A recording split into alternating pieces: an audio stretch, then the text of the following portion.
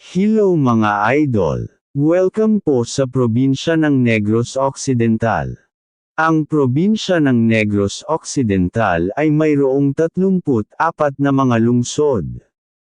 Nangunguna dito ang Bacolod, Bago, Cadiz, Escalante, Himamaylan, Kabangkalan, La Carlota, Sagay, San Carlos, Silay, Sipalay, Talisay, Victorias, Binalbagan, Calatrava, Candoni, Kawayan, Dun Salvador, Benedicto, Enrique B., Magalona, Hinigaran, Hinubaan, Ilog, Isabela, La Castillana, Manapla, Moises Padilla, Murcia, Pontevedra, Pulupandan, San Enrique, Toboso, Valladolid. Kung nagustuhan mo ang videong ito, paki-subscribe po sa channel ko. Salamat!